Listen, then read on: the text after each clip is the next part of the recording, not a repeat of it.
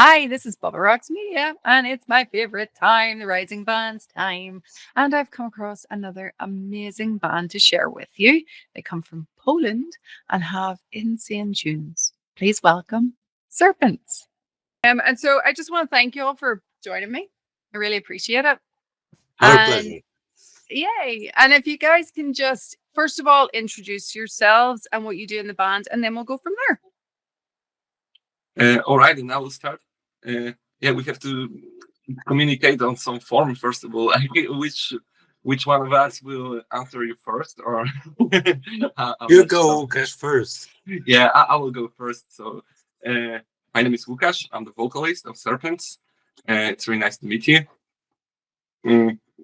That's about it, I think. Go ahead. I'm Waldemar. I play guitar and I also program the synths for the songs. Nice. All right. Well, look, I just want to get started here. Just for folks listening and watching, we'll start about with the sound of the band. What I love is it's something I've always liked. It's a combination of sounds. You know, when you take something like you guys have done, which is the metalcore, and you mixed it with like the electronics, and then obviously your vocals as well, Lucas. Like, damn, awesome. So it's just a great sound overall. And what I'd love to hear from you is, first of all, your influences. Who are you guys fans of that have helped to shape your sound? I think like me and Waldek are mostly fans of some. I mean, I can speak only for myself because we are fans of different music, yet it's really, really common. I mean, we all love metalcore and that kind of genres, but I was mostly listening in my teens to some emo bands like post-hardcore, Alessana, Hope They Last, for example, something like that. And I fell in love with vocals that are really high-pitched and the vocalists that are male and sound like females mostly, like if you can confuse them with women sometimes. And I really like emotional vocals and harsh music, I mean heavy music, and mixed in melody with the heaviness like really well and blending it. So yeah, I was listening to a lot of Bullet for My Valentine and that kind of music. In the beginning, some Slipknot, like a lot of people are getting into heavy music, I think. So yeah, it was getting heavier and heavier until I was listening to some deathcore. I was really counting on the heaviness, but then I stopped, and I think it's like now it's mostly like emo, the new kind of metalcore and something like that. I'm a bit older than Łukasz, so I was present when the new metal boom was there. So like System of a Down, Korn, Limp Bizkit, Linkin Park, Drowning Pool, you know, all sorts of new metal bands. And then I remember when the new wave of American heavy metal thing was emerging with like Killswitch Engage and As I Lay Dying and Darkest Hour, Unearth. So I started playing in a metalcore band back then, in the old school meaning of metalcore, like with the Swedish melodic death metal riffs. And then I just kind of got into metalcore more and more and been listening to it ever since. Love that. And I am of the new metal wave as well. I was back there too. Loved it. So you guys are actually relatively new. Is it 2023 that you formed? Yes, Is that yes. right? Yeah. Can you give me just, I always love a band origin story. It fascinates me. Some are always like extravagant stories and others are just, you know, quite simple. And I'm curious to know how you guys all came together and formed Serpents. Yeah, this is actually a really nice story because I used to be a fan of this Polish band, Stila, and the band was like the rest of the Serpents actually. with another vocalist, and after their guitarist left the band, I joined them so I could play. I was a guitarist in the past. I am still, of course. I mean, but I was playing more guitar in the past, and I haven't been singing a lot. Always wanted to be a singer, but I was too shy to do it actually. And I joined the band. We were playing together like 2 years, I think. But then the vocalist left, and we wanted to, uh, experience something a little bit different, to do not that heavy kind of music, because it was also a metalcore, but more deathcore like. Yes, still I was a bit deathcore-ish. Yeah. It was quite heavier than Serpents. And after the vocalist left, the guys went to see Architects, Northlane. Yes, Northlane. Architects, Northlane, and Steve Token supporting. Yes, exactly. Steve Token supporting Architects in Berlin, and they got really inspired, and they thought, let's start this new band. Let's do some metalcore, with a lot of electronics.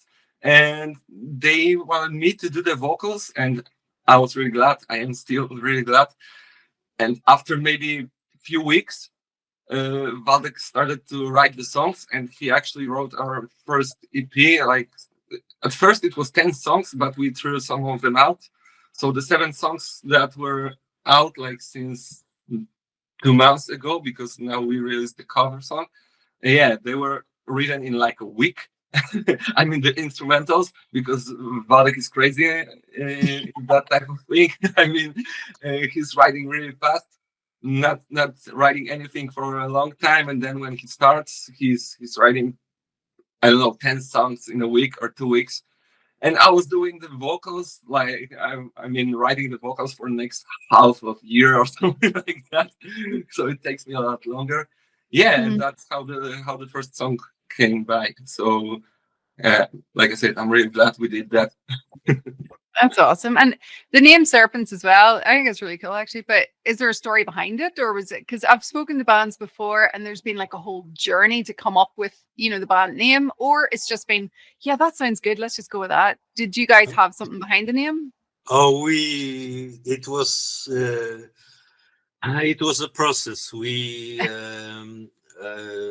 I think it took us a few weeks to settle on a name. Everyone threw around different ideas, and finally Łukasz came up with the name Serpents. And after voting and discussing, that came to fruition. So calling us Serpents. It was actually inspired, but it's supposed to be Serpent Spawn at first. SPWNAN, but because it was a MOB from a game, Tibia, but we rearranged it for Serpents. So that's quite funny. No, it's kind of cool. It works. And actually, we're going to play the first song now, and we're going to play Tangled.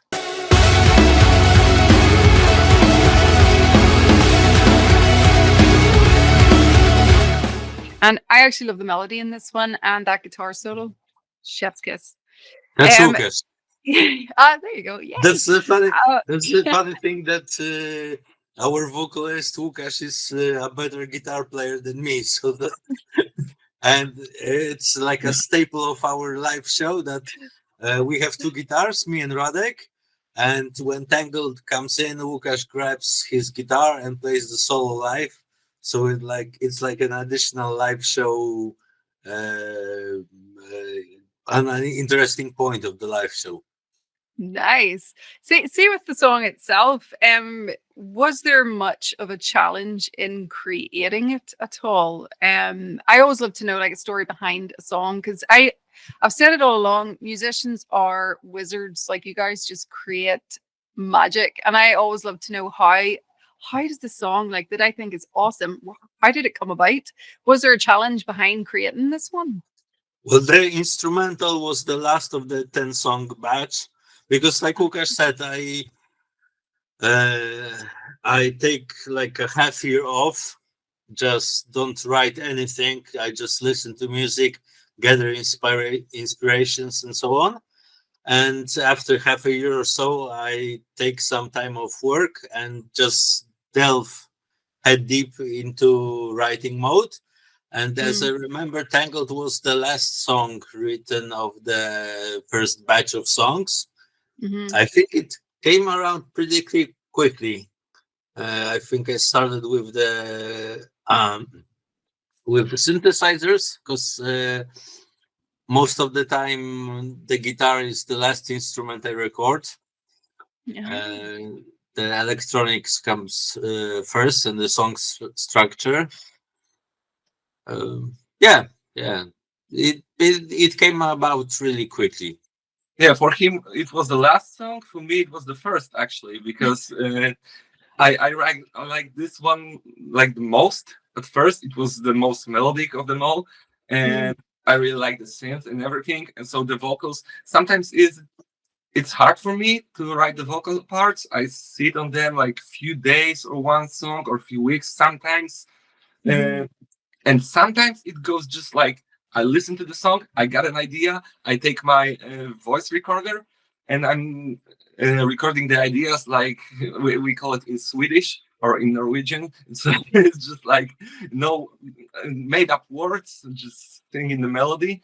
And yeah, I wrote it in like, I mean, 10 minutes maybe, the vocal parts, and the lyrics came by. I don't really remember how much it took me, but yeah, it was really like natural. Then we found like I was having this idea like this is the good place, this is really good place for the guitar solo, and I just wrote it.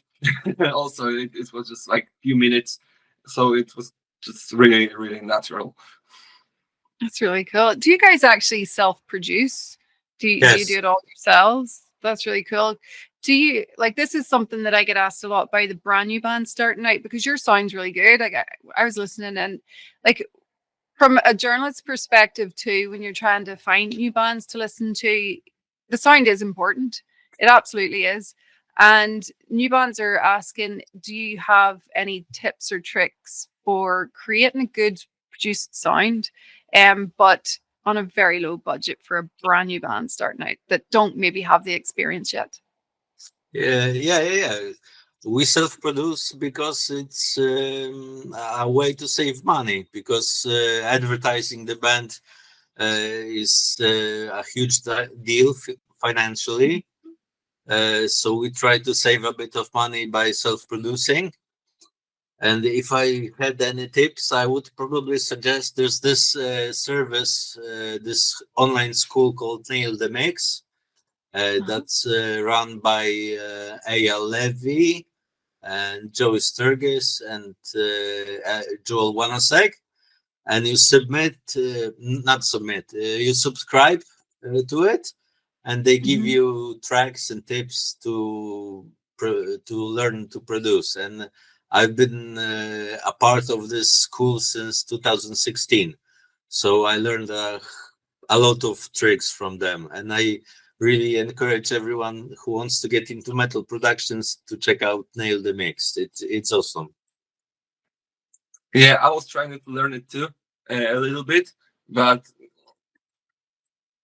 I did a little bit, maybe.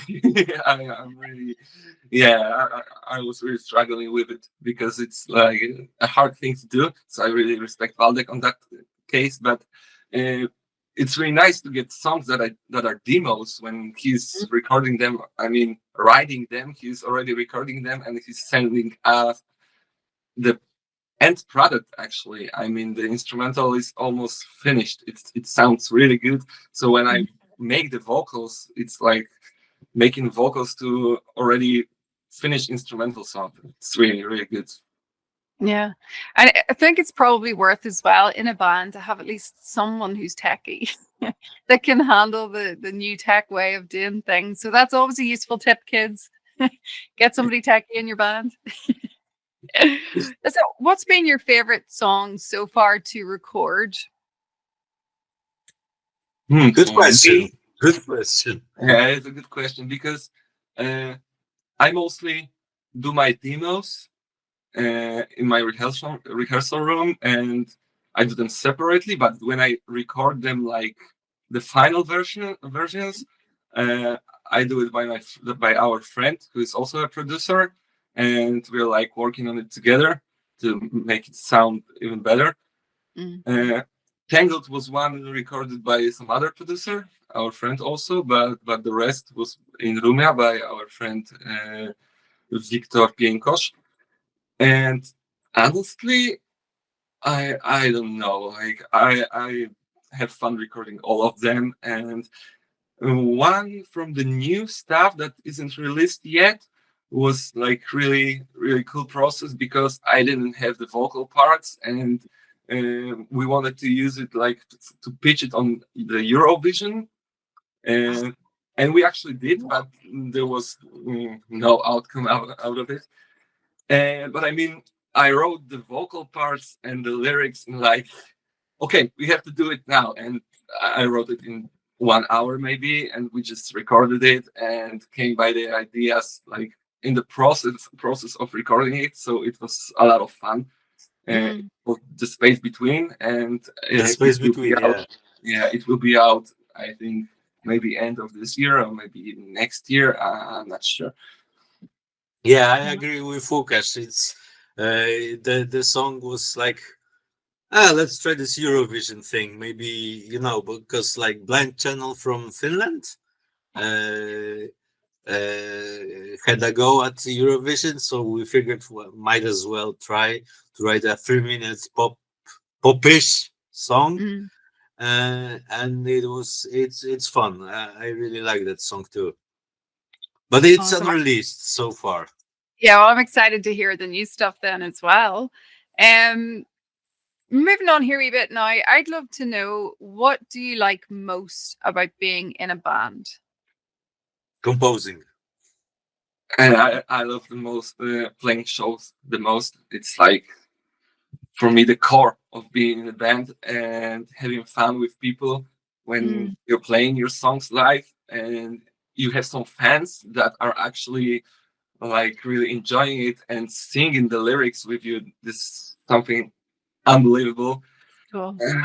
It's uncomparable. I have no words for that, actually. It's just amazing thing, and the energy, like when you're playing live and people are enjoying it, it's all I love about being in a band. Have you always wanted to be musicians? Me, yeah. I mean, since I was a little kid, I really always wanted to sing. Like I said before, I was too shy to do it, so I became a guitarist, and I was playing a lot of guitar. I always wanted to play big stages, and doing that. I think I got it from my father, actually, because he was a musician, not a big one. I mean, but he was doing some money out of it.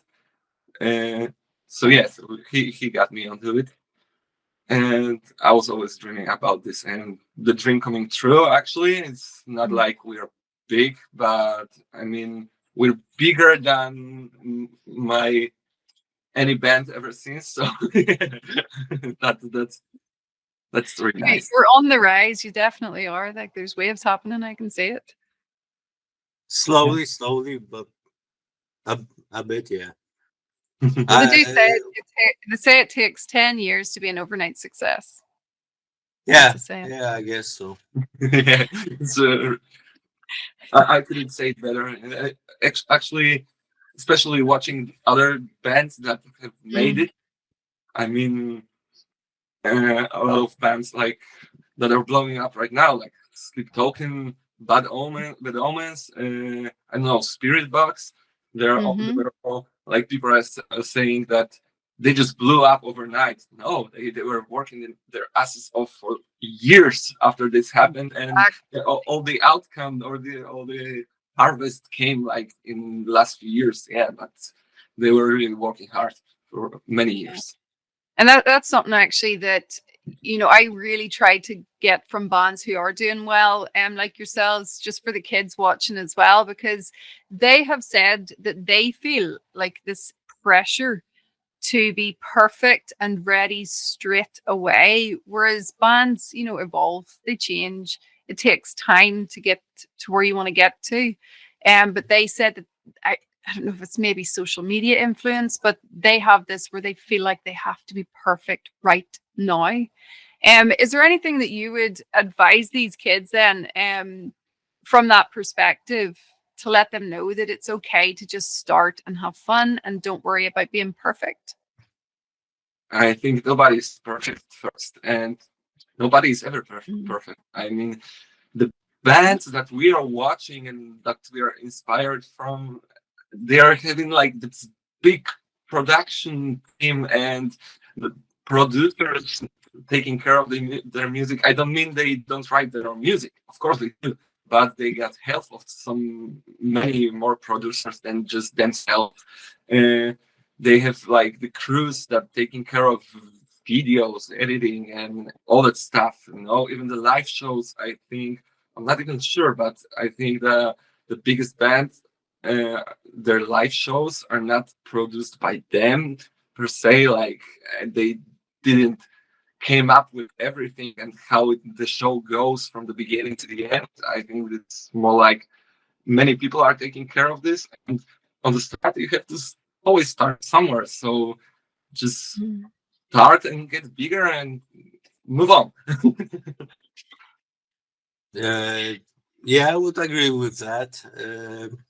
I think there is a certain pressure of perfection because I remember when I was going to gigs to Berlin and watching all the big bands like August Burns Red or Parkway Drive, I took away from these gigs that they play perfectly, not one note wrong.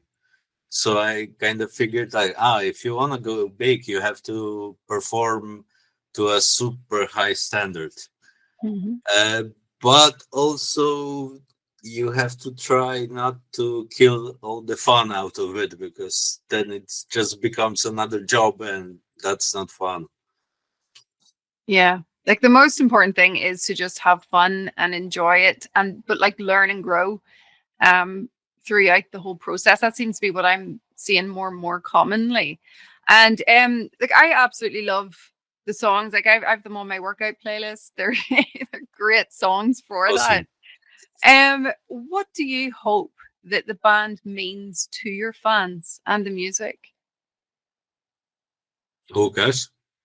For me, I mean, the lyrics that I write mostly are like really true, and I mean all of them are true, and I'm sharing my personal struggles. Really, I'm just spilling all my heart out to this, and I hope if anyone who's listening is having like struggle like me and are going through things like I do, maybe it helps them a little bit to know that they're not alone in all of that stuff, because life is tough and it can be really hard and depressing. I mean, it's hard to speak about lyrics because it's helping me to get all this out of my system. Yeah, so if anybody is listening to it and it helps them, that's really nice. I mean, I hope it does. Yeah. Yeah. And like that, no, that's the whole point of music to me. Music's emotions and connection. And it's always been that way for me. Yeah, You yeah. know, whatever band that you're listening to, it usually helps you get through something. Like even me with Linkin Park or him, bands like that, like they've always helped me get through stuff. So it's it's always like the vulnerability and honesty in lyrics and stuff are always what connects with the fans, ultimately. So thank you for doing it and keep doing it. Okay, actually, speaking of songs, we're going to play another one now. And it's Self-Made Suffering.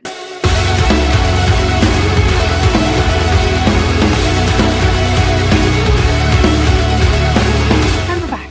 I actually love this one as well. And I find it a bit like there's like essences of new metal in it and a bit of actually Yes. gothic moodiness that I actually really enjoyed.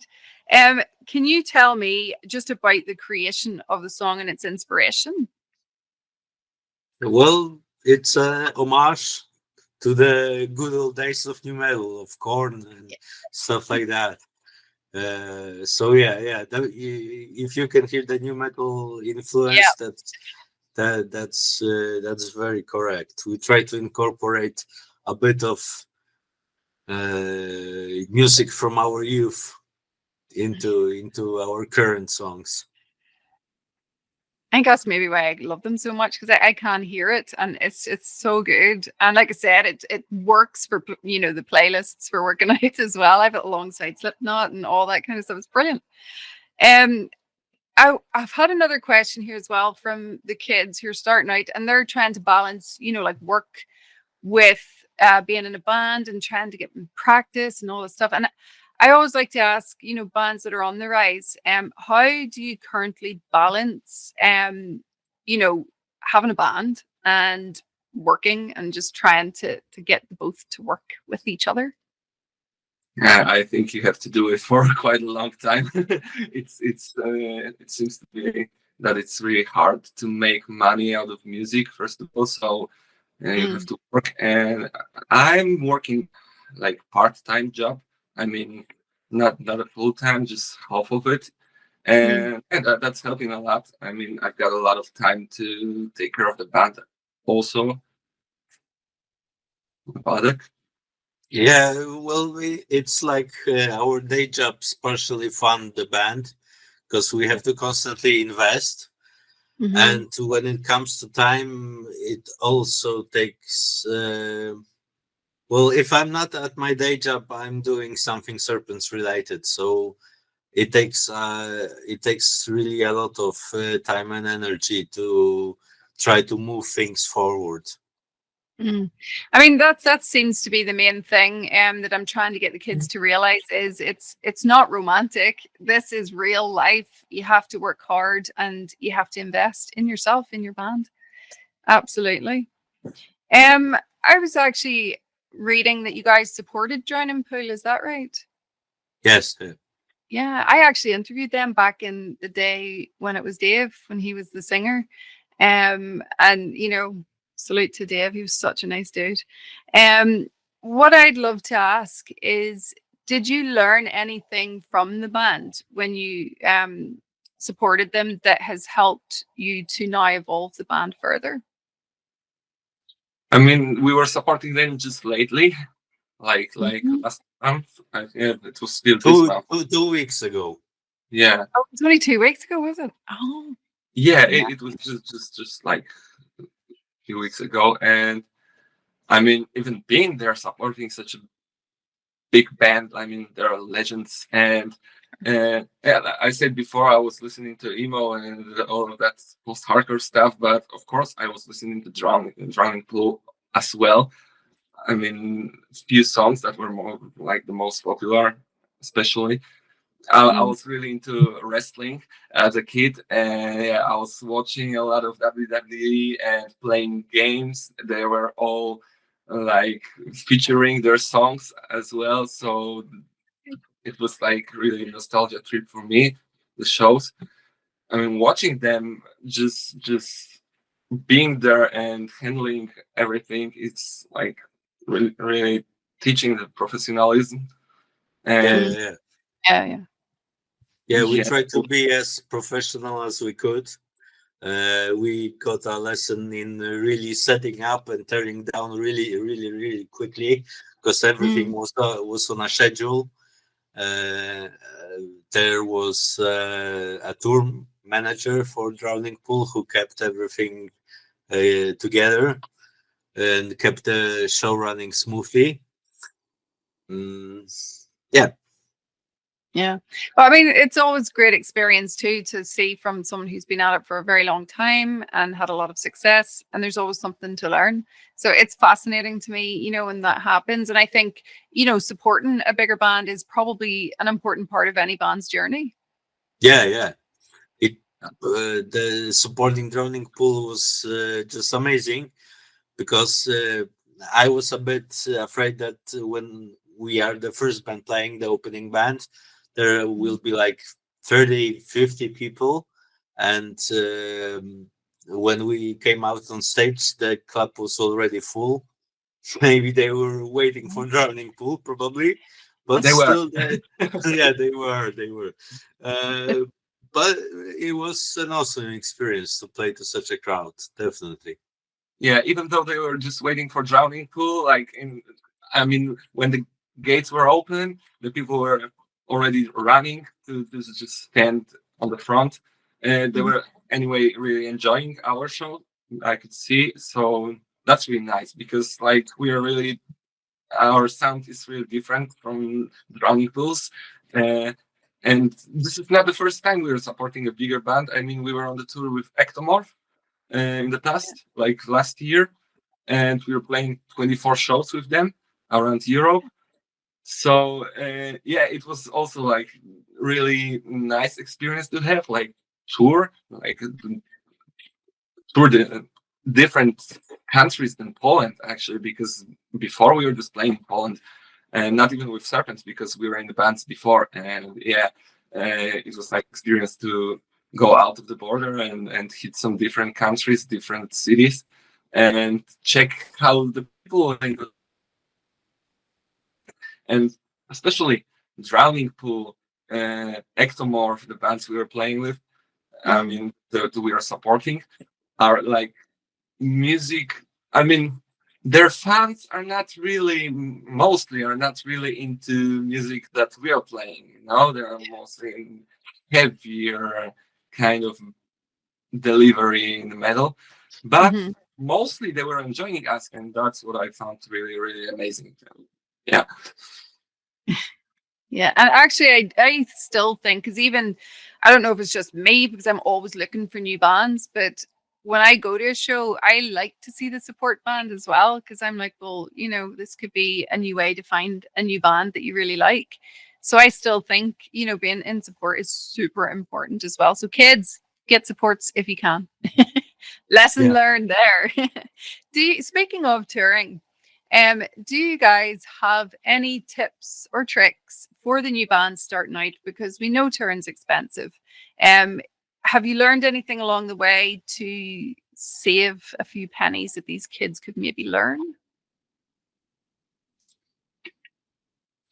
I've got this idea that sometimes it's better not to play some shows. It may be a little bit strange for me to say that, but I mean, every show is really nice. Sometimes you play to 5 people, and sometimes you play to 20. Sometimes when we are supporting the bigger bands, we're playing to a few hundred people. And if you're really investing in that, you're paying all the cash for traveling, for a place to sleep, a hotel or something like that. I mean, you have to feed yourself, and it's all really expensive.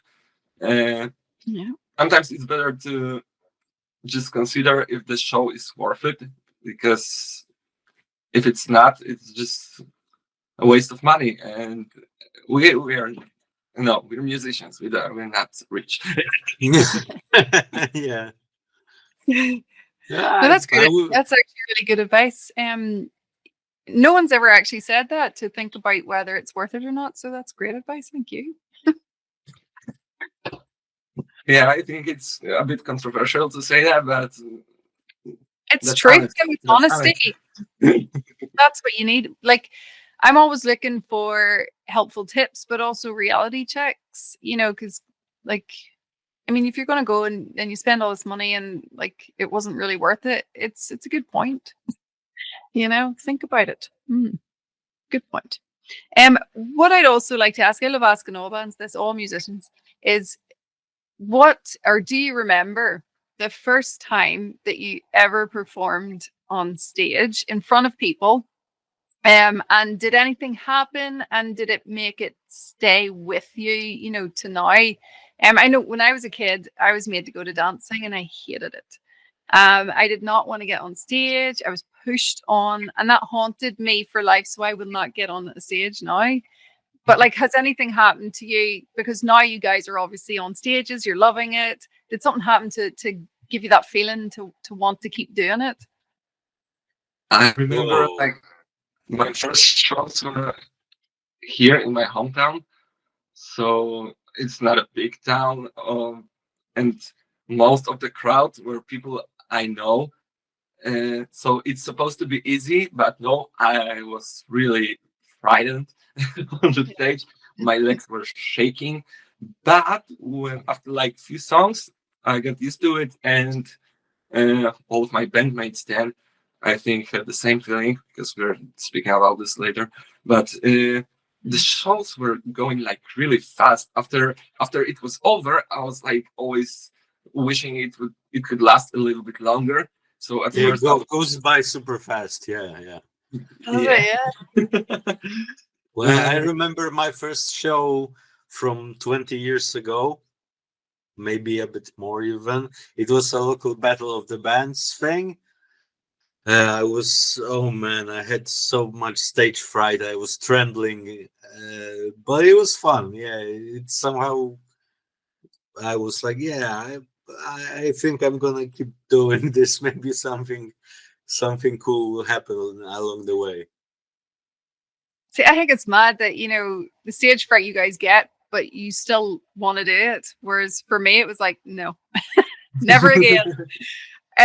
Speaking of stage fright, do you still get pre-show nerves? And if so, is there any tips that you can give to these kids, and how you can overcome it? Or is it just something you just push it down and on you go?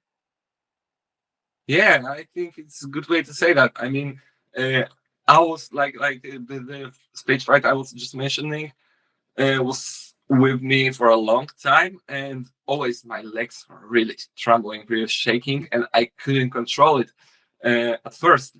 And it was with me for a lot of years. I was playing guitar with few bands. They weren't any big bands, and especially there were small shows, and I was still really frightened.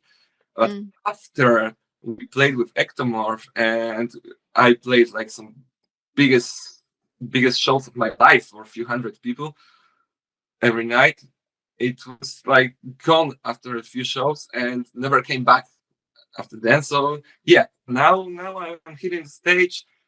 I'm just like really enjoying it, and it still goes really fast. But I'm really and with every show, I feel like more concentrated on what is going on, like during the songs and in between. Like I'm really more focused right now. So yeah. So I just think then the more you do it, like the easier it gets, would be Uh, a good I way to re- put it. I recall, and maybe I'm misremembering, but I read an interview with Tom Araya from Slayer that he, after, I don't know, 40, 50 years, he still gets stage fright. And he likes the energy that it gives him, because I think when you're completely um, unmoved by it, you're bored by it, and it doesn't it stops becoming fun. Yeah, what's Yeah. funny is like uh, I don't feel the stage right now, but I still feel the adrenaline that is hitting when we're getting on stage. Yeah.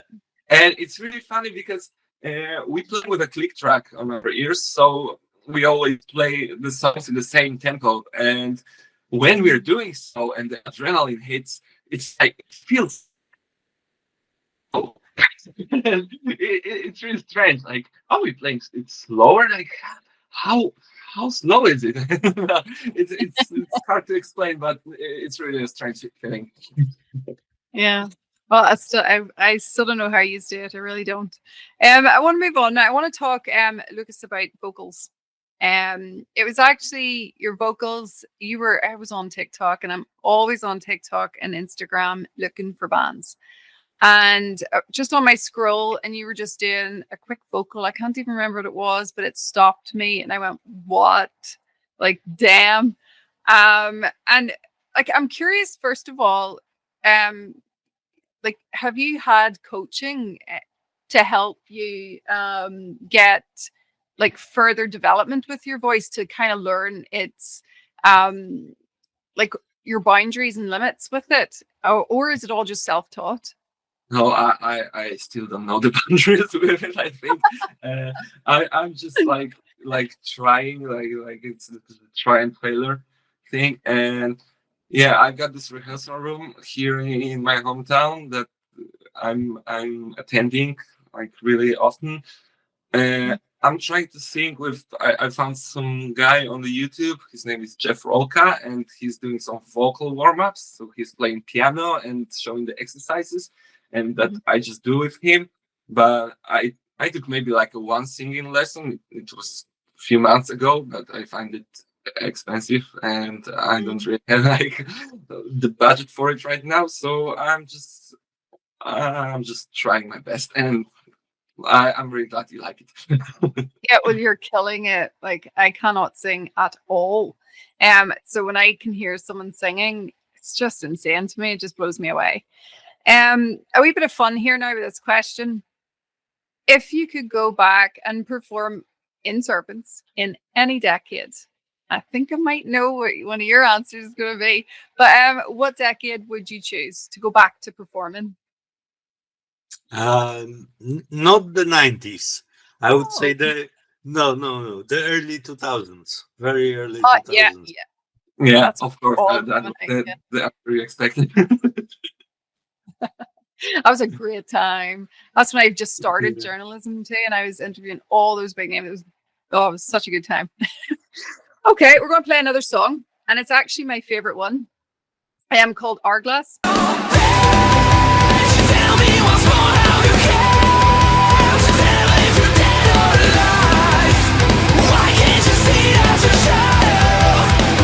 I don't know if you can hear, but we have a serious storm going on right now. It's like Oh, proper rain. Right. But anyway, back to the song. Like that, it is my favorite one, and I love the melodies in it as well. It's just such a catchy song. And what I'd like to ask, as you are both composers as well, is do you ever face writer's block or any kind of frustrations when composing songs? well, I have really long periods of a writer's block, like I mentioned, because it's like uh, I started writing for the next album, and it took me like half a year um, to capture the energy to do it. So writer's block is a real thing for me. Yeah, definitely. It Yeah, sucks. yeah, for me as well. I think like I said before as well. Uh, with Hourglass and with Tangled and few other songs that we have finished but unreleased right now. It was just like natural, and it was just. I mean, at least the melodies and the structure of the song was written in just like came out of nowhere, and I have written it like really quick in maybe an hour or 20, 30 minutes or something like that. But with the rest of the songs, sometimes I find the song. I mean, Waldek writes a song that is really good, but I Mhm. just cannot write anything to it, and I cannot help it. And the song just stays in the drawer for Yeah, forever. yeah. We have a quite bit of songs that are just waiting for their day to happen. Yeah, maybe it will come. I love. I was actually speaking to an artist. I think it was a few days ago, and like he had actually said the same thing. He had something that he'd written. It was a riff he'd written 10, 12 years ago, and he didn't know what to do with it, but he loved the riff, so he kept it. And then all of a sudden, it was put into a song that they've only just released. That is insane, and it just shows you that there you go, kids. Save your songs, save Yeah, yeah, everything, yeah. because you Record never everything. know. Yeah, you never know. And actually, moving on to this question, because this is something that the kids are asking me a lot as well. And I guess I don't know if it's maybe always just with creative types and it's just always going to be that way.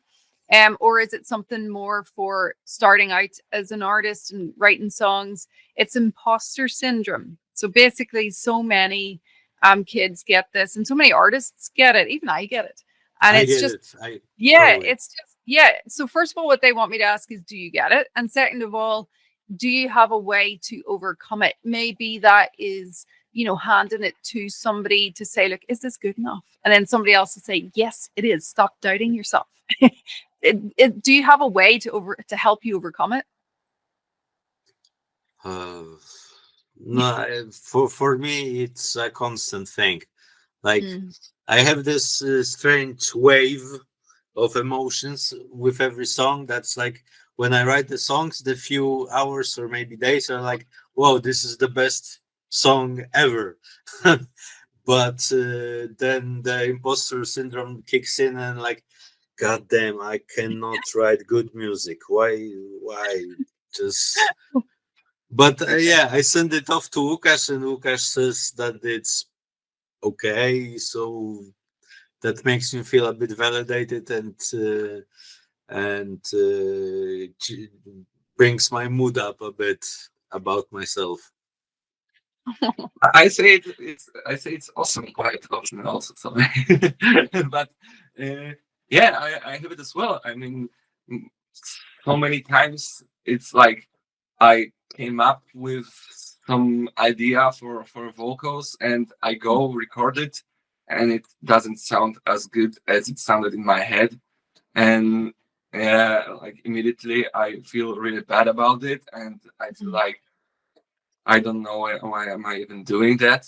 I mean, in music, and then I come home and I listen to some of my favorite bands, and I'm like, damn, they're so good, and Yeah. we suck. I Yeah. think it happens to everybody. I hope. Yeah. No, it does, and it's refreshing to hear that as well. Because I do still think that the kids, they need to kind of gain a wee bit more confidence. But it's always, I think, always going to be a part of being a creative person. It's just always going to be there. So I have another random question for you, and then you'll see the reasoning behind it. And first of all, it's, what random album do you have in your collection that might surprise fans? I don't have any album collections actually. I never bought the physical albums. I was also always listening to music on YouTube, and yeah. Well, even bands. Is there a random band or artist Well, that you would listen to? I'm looking at my weird playlist on Spotify, and I Love got that. Fleetwood Mac, Kate Nice. Bush, Awesome. Jefferson Starship, Billy Joel. So all the They're all classics. classics. Yeah, Yeah, I was listening. I'm trying to learn from the best songwriters.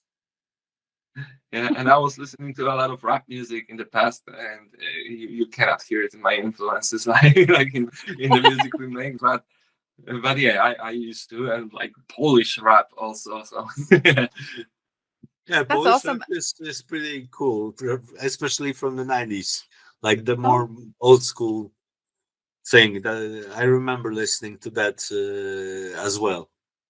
nice. And the reason I ask this is, like, when I like I said, I remember the new wave of new metal, and like obviously I was into Slayer and things like that, but then Linkin Park, Slipknot, all those guys all came out, and I was like, I loved it. I was like, this is great, this new sound, it's awesome. But there was a lot of gatekeeping and elitists of that time who were, the original like Slayer fans and things like that, who it wasn't cool to like Slipknot or those types of bands. You weren't allowed to like them, or you would get roasted if you did even admit that you liked them. But I've never cared. I'm always like, no, you know what? If music hits, then it hits. And I absolutely loved it. But now you fast forward 20 odd years, and Slipknot, Linkin Park, all these bands, they're all now legacy bands in their own right. Yes. So now all of a sudden, these people who roasted me for liking them back in the day are now saying that they like them. And you're kind of going, how does that work? But what I want to do is, I just want other bands to show these kids as well that it is okay to like whatever you want to like.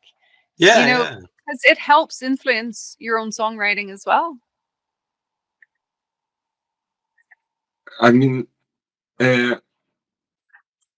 Like, would you agree? Would you? Because you were saying there with Fleetwood Mac and things like that, and in the rap, I know you said the rap doesn't influence the current music, but just in general, you know, getting ideas and things from a wider range of genres rather than just sticking to the one or to what is supposed to be cool. Yeah, of course, I think like being original is now, especially now when there's so much music going out and is being released. That's what I mean. And Mm-hmm. there are a lot of bands sounding like really not different than each other, and Mm-hmm. it's really nice to be original, to get inspired from something different, and it's really hard. I think it comes naturally, or I don't know actually.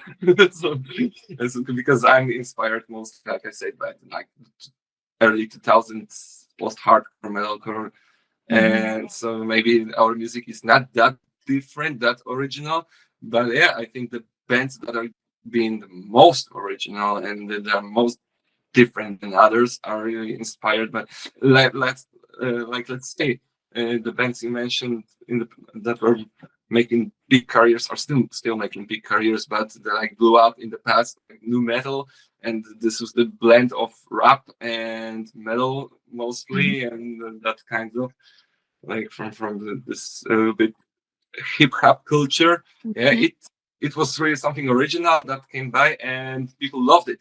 So Yeah. experimenting is really a great thing, I think. Well, I have a different experience because I come from a very small town, and there was just no. I didn't know anyone who would gatekeep metal for me. I remember just watching TV because that was the time when MTV played music. That's right. And I discovered lots of different genres through MTV2 and Viva 2, that's a German music station. And it kind of shaped my musical tastes, and no one ever really said that you shouldn't listen to Linkin Park because they're too soft or whatever.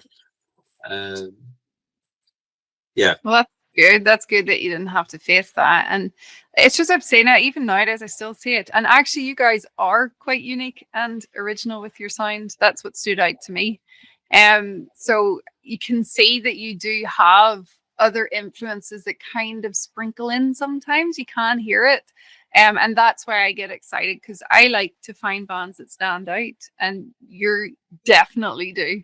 And like, what I'd love to ask as well is, have you ever had any advice from anyone that has stuck with you that you think might be worth telling these kids that you wish you'd have known when you first started? Just listen to everything, because like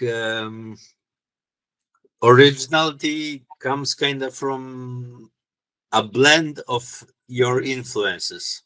Yeah. Like I remember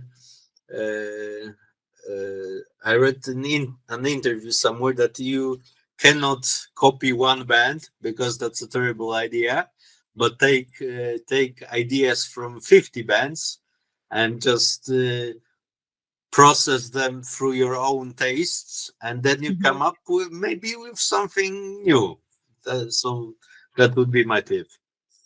Love it. Perfect. We're coming to an end. And actually, what I'd love to ask now is, what is next for the band? What have you got going on?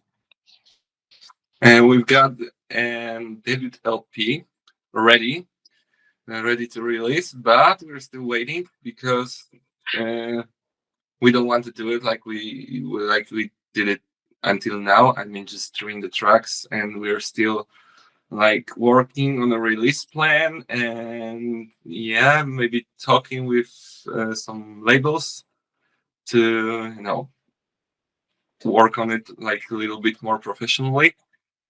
Yeah, and we're this one is finished. We're already working on the next CD. So yeah, we're really busy. We're busy. We are recording the videos for the LP right now. There's gonna be a lot going on, so stay tuned.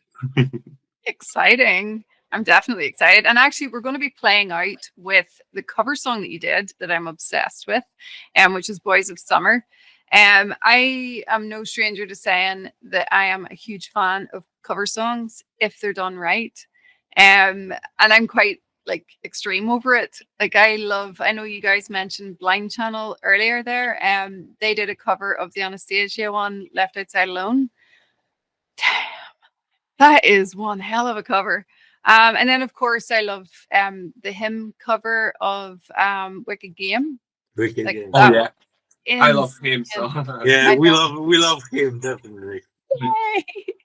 And like I said, I always get excited when there's a cover done, and your cover is just insane. Like we were all listening to it and going, "What?" Like you've stayed true, but you've also made it your own, and that's the key. And I always think that is what's important. But I'm curious as well is why did you choose that particular classic track? And have you any other song out there that you would ideally love to do a cover of someday? I was thinking about this yesterday, and now I can't remember the song. This happens every time. This always happens. It's so funny. Yeah, we got ideas for covers sometimes, but they mostly don't like come to an end. But this one was different. I didn't know the song actually, to be honest. Yeah, I you're mean, too young. Young. You're just too young. we were sitting physically in a room with the whole band, and we are like, "Yeah, let's make a cover. Let's make a cover." And Valde came up with, hey, "Let's do Boys of Summer." And I was like, "What's that? Maybe let's do something else." But yeah, after he sent the instrumental, he did like the cover actually. Mhm. And it was just lacking vocals. I was like, "Damn, this is good." I mean, it sounds like Serpents, and yeah, and it's still a song, like you said. Yeah, it's still a song, the original, and I'm lacking words. Sorry. Yeah, Oh, yeah. you're I fine. was really amazed how he did it. So, Yeah, no, it really, really works. And like, I was just so impressed. So it's now up there with those other two that I'm obsessively replaying over and over and over. Awesome. So good. But like, guys, thank you so much for hanging out with me tonight. It's been awesome chatting with you. And we're going to play it now. This is Boys of Summer. I can see